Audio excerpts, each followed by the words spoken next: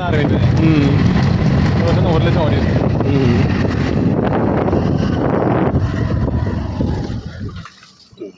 Okay. இப்போ இவர் send பால் church Meignanapuram, இது தேவனுடைய எது? அது என்னோட இது ப்ளூடூத்தே நல்லா இருக்கும். ஆமாம். சிஎஸ்ஐ பால்னா யாரு? பவுல் பரிசுத்த பவுல் ஆலயம், பவுலின் ஆலயம். எங்கே ஐயர்வாள் வீடு? அங்கேயா? ஓ, இப்போ நம்ம ஆயர்வாளை தான் ஐயர்வாளுன்றாங்க. ஆசாரியர். அவரை பார்த்துட்டு ஐயா கூட என்ன பண்ணுவோம், பேசிட்டு வாங்க. என்ன போட்டிருக்கு? டேனியல் எட்வின் சிஎஸ்ஐ என்னவா இருக்காப்புல? பாஸ்டர் சேர்மன் எல்லாம். ஓ, தூத்துக்குடி நாசரேத் டயோசிஷன். ஓகே ஐயா.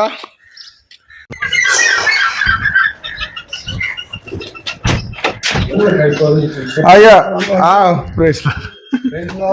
சட்டம் இல்லாம இருக்கா? ஆண்டவராகிய இயேசு கிறிஸ்துவின் பரிசுத்த நாமத்திற்கு மகிமை உண்டாவதாக. இப்போ நம்ம எங்க இருக்கோம் அப்படின்னா மெஞ்ஞானபுரம், தூத்துக்குடி மாவட்டம் மெஞ்ஞானபுரத்துல இருக்கோம்.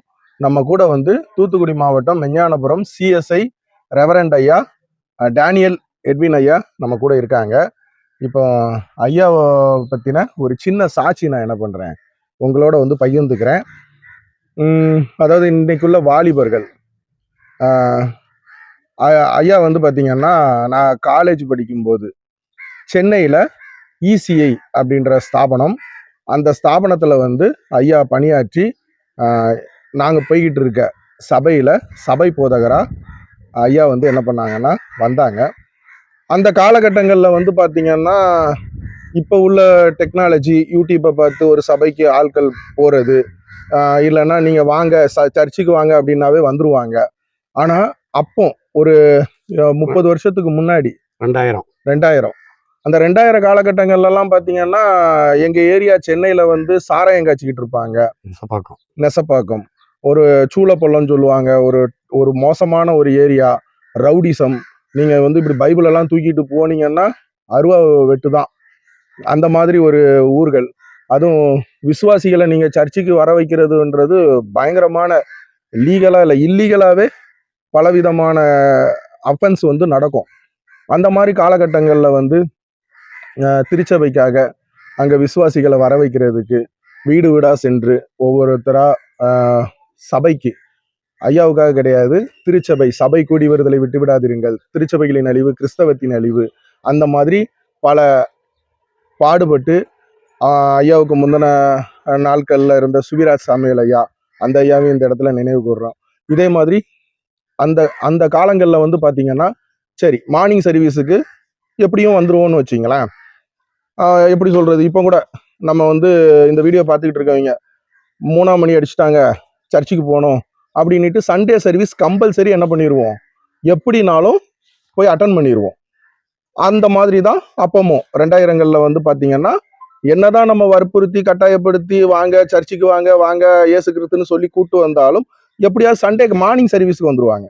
ஆனால் ஈவினிங் சர்வீஸில் வந்து பார்த்தீங்கன்னா ஆட்கள் இருக்க மாட்டாங்க. அப்போ ஐயா என்ன பண்ணாங்க அப்படின்னு கேட்டிங்கன்னா, அதாவது வாலிபர்களாகிய எங்கள் கையில் என்ன பண்ணிட்டாங்க, ஈவினிங் ஆராதனையை வந்து கொடுத்துட்டாங்க.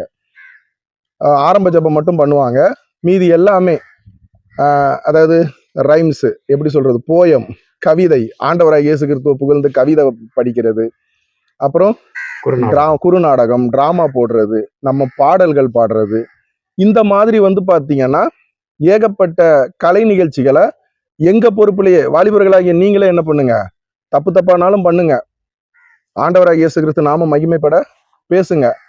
அதுக்கு ஃபைனலில் வந்து கன்க்ளூஷன் என்ன பண்ணுவாங்க, முடிவுரை வந்து தெளிவுரை பைபிள்ல இருந்து நம்ம ஐயா வந்து என்ன பண்ணுவாங்கன்னா கொடுப்பாங்க. இந்த முறை என்ன ஆச்சுன்னு கேட்டிங்கன்னா, இப்போ இந்த வீடியோ நீங்கள் பார்த்துக்கிட்டு இருக்கீங்க.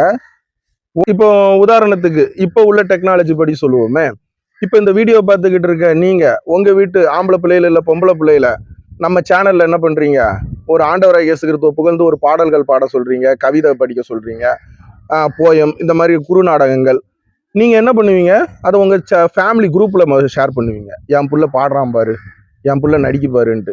அப்புறம் சர்ச்சு குரூப்பில் ஷேர் பண்ணுவீங்க, உங்கள் வாட்ஸ்அப் ஸ்டேட்டஸில் வைப்பீங்க. இப்போ என்ன ஆகும், ஆட்டோமேட்டிக்காக நம்ம சேனலுக்கு சப்ஸ்கிரைபர் அதிகமாவாங்க, வாட்சிங் அவர் அதிகமாகும், வியூவர்ஸ் அதிகமாக ஆவாங்க. இந்த ஃபார்முலாவை தான் நம்ம ஆண்டவராக இயேசு கிறிஸ்து நாம மகிமைப்பட அன்னைக்கு நம்ம ஐயா என்ன பண்ணாங்கன்னா, வாலிபர்கள் நீங்கள் வாலிபர் கையில் கொடுக்கும் பொழுது, இப்போ சார்லஸ் ஆகிய நான் போய் என்ன பண்ணுவேன், எங்கள் அம்மா அப்பா என் பையன் வந்து என்ன பண்ணுறான், ட்ராமா நடிக்கான், அப்போ யோசுவான்ட்டு எல்லாரும் நாங்கள்லாம் வாலிபர்கள், டேவிட்னு ஒரு பையன், பொன்ராச்சி, அவன் மளிகை கடைக்காரங்க ஃபுல்லாக அவன் கூப்பிட்டு வந்துடுவான். யோசுவா போய் சமாதான அம்மாள், அவங்க அம்மா பூ கட்டுறவங்க, அவங்க எல்லாரும் என்ன பண்ணிடுவாங்க, அந்த தெருக்காரங்க என் புள்ள ட்ராமா நடிக்க, என் புள்ள பாட்டு படிக்கி. இந்த மாதிரி வந்து திருச்சபைகள் என்ன பண்ணாங்கன்னா, மார்னிங் சர்வீஸோட ஈவினிங் சர்வீஸுக்கு அதிகமாக கூட்டங்கள் ஐயா காலங்களில் வந்து கொண்டு வந்தாங்க. அப்போ இந்த வீடியோ மூலமாக என்ன சொல்கிறோன்னா, இந்த பதிவு மூலமாக வாலிபர்கள் திருச்சபையின் தூண்கள். அது போக ஐயா காலத்தில் வந்து பார்த்திங்கன்னா, அப்போல்லாம் எங்கள் ஏரியாவிலலாம் முட்டளவுக்கு குட்டை தண்ணின்னு சொல்லுவோம், காவா தண்ணி. ஒவ்வொரு இடங்கள் வீடு சந்திக்கெல்லாம் போடுறது பெரும்பாடு, பாம்பு இல்லையா. நம்ம எங்கள் தெருக்குள்ளெல்லாம் வந்தீங்கன்னா ஒரு நாளைக்கு வந்து 100 பாம்பு 50 பாம்பு அடிப்பாங்க. அந்த மாதிரி காலங்களில் பல இடங்கள்ல போய் விசுவாசிகளை கடினப்பட்டு கஷ்டப்பட்டு, இந்த இடத்துல நான் திரும்பவும் சொல்கிறேன், சிவராஜ் சாமியல் ஐயா வந்து இப்போ இறந்துட்டாங்க சென்னையில். ஐயா எல்லாரையும் என்ன பண்ணுறோம், நினைவு கூர்ந்து வாலிபர்களுக்காக, அதாவது ஐயா நீங்கள் சொல்லிடுறீங்களா ஐயா? இந்த ஆதியாகமம் 14ஆம் அதிகாரம் 24வது வசனத்திலே, வாலிபர் சாப்பிட்டது போக என்னுடனே வந்த ஆனேர், எஸ்கோல், மம்ரே என்னும் புருஷனுடைய பங்கு மாத்திரமே வர வேண்டும், இவர்கள் பங்கு எடுத்துக்கொள்ளட்டும் என்றான். இதன் மூலம் சொல்ல வருவது என்னவென்றால், வாலிபர்கள் திருச்சபையிலே முக்கியத்துவம் வாய்ந்தவர்களாக இருக்கிறார்கள் என்பதை நாம் அறிந்து கொள்ள வேண்டும். பொதுவாக திருச்சபையிலே பெரியவர்கள் வாலிபர்களுக்கு நிறைய காரியங்களை உங்களுக்கு தெரியாது, உங்களுக்கு அனுபவம் பத்தாது, போதாது என்றெல்லாம் சொல்லுவார்கள். ஆனால் வரும் நாட்களிலே அவர்கள்தான் திருச்சபையை நடத்த வேண்டும் என்பதை நாம் அறிந்து கொள்ள வேண்டும். வருங்கால வாலிபர்கள் தான் திருச்சபையின் தூண்களாக இருக்கிறார்கள் என்பதை அந்த நாட்களிலே நான் இவர்களை உற்சாகப்படுத்தினது உண்டு. குறிப்பாக நான் சொல்லுவதென்றால், நான் ஏரல் சேகரத்தில் இருக்கும்போது அநேக வாலிபர்கள், கிட்டத்தட்ட 10 வாலிபர்களை நானே தன்னுடைய சொந்த அதற்குரிய செலவினங்களை பார்த்து குஜராத்துக்கு மிஷன் பணித்தளத்திற்கு அழைத்து சென்று அவங்களுக்கு மிஷனரி அனுபவத்தை கற்றுக் கொடுத்தோம். இன்றைக்கு அதிலே 4-5 பேர் ஊழியர்களாக இருக்கிறார்கள்.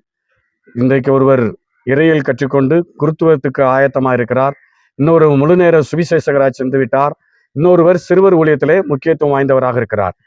அதே போல இவர்கள் 2000 நான் நெசப்பாக்கம் அங்கே அவருடைய திருச்சபையில் இருக்கும்போது எல்லாருமே அந்த மாலை ஆராதனை என்றால் வருவது கொஞ்சம் கடினம், காலை ஆராதனைக்கு எல்லாரும் வந்து விடுவார்கள். ஆகவே அந்த யோசனையின் அடிப்படையில சார்லஸ் அவர்களிடம் அந்த பொறுப்பை கொடுத்து, எப்படியாவது மாலை ஆராதனைக்கு நீங்கள் வர வேண்டும் என்று சொன்னபோது அவர்கள் நல்ல குறு நாடகங்களை, நல்ல பாடல்கள் பாடி, அவர்கள் வரும்போது அவருடைய குடும்பத்தினர் அத்தனை பேரும் வந்து விடுகிறார்கள்.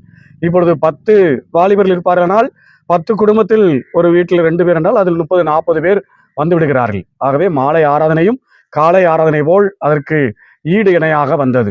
ஆகவே அந்த சிறப்பு அந்த நாட்களிலே மிக நேர்த்தியாக இருந்தது. நெசப்பாக்கம் என்பது ஒரு நல்ல ஒரு ஆவிக்குரிய திருச்சபை, குறுகிய காலத்தில் நல்ல வளர்ந்த ஒரு திருச்சபை. அதிலே முக்கியத்துவம் வாய்ந்தது சகோதரர் சார்லஸ், பொன்ராஜ் அவர்கள் எல்லாரும் இருந்தார்கள். குறிப்பாக இவருடைய குடும்பத்தினர் எனக்கு நெருங்கிய நல்ல உதவி செய்தார்கள். என்னுடைய மூத்த மகன் அப்பொழுதுதான் பிறந்த சமயம். நான் அம்மா அவர்கள் ஒரு பாடசாலையிலே கம்ப்யூட்டர் ஆசிரியராக இருந்தார்கள். அப்பொழுது நான் எங்கேயாவது அலுவலக சார்ந்து ஊழியம் சார்ந்து வெளியே செல்ல வேண்டும் என்றால் இவர்கள் சித்தப்பா ஜெயராஜ் என்பவர்கள் இருந்தார்கள். அவர்கள் வீட்டிலே இந்த எங்களுடைய மூத்த மகனை கொடுத்துவிட்டு பார்த்து கொள்வார்கள், நன்றாக பராமரித்துக் கொள்வார்கள். அந்த அளவுக்கு நல்ல நெருங்கிய நண்பர், நல்ல ஊழியத்திலே அர்ப்பணித்து செய்கிறார்கள். இன்றைய தினம் இப்பொழுதும் அவர்கள் பல மாற்றமடைந்து அநேகரை ஆண்டவர் என்று வழிநடத்துவதிலும் கர்த்தருக்கு என்று ஜீவிப்பதிலும் முக்கியத்துவம் வாய்ந்தவர்களாக இருக்கிறார்கள். தொடர்ந்து அவருடைய ஊழியம் சிறக்க நான் அன்புடன் வாழ்த்துகிறேன். எனக்காக ஒரு சின்ன பிரேயர் பண்ணுங்க. அன்புள்ள ஆண்டவரே, சார்லஸ்க்காக ஜெபிக்கிறோம்.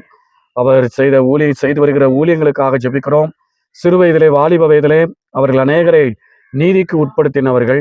ஆண்டவர் தொடர்ந்து அவர்கள் தொடர்ந்து இன்னும் அநேகரை நீதிக்கு உட்படுத்தவும் சுவிசேஷத்தை அறிவிக்கவும் கடந்த நாட்களிலே தேசங்களுக்கு சென்று சுவிசேஷத்தையும் அறிவித்து வந்தார்கள்.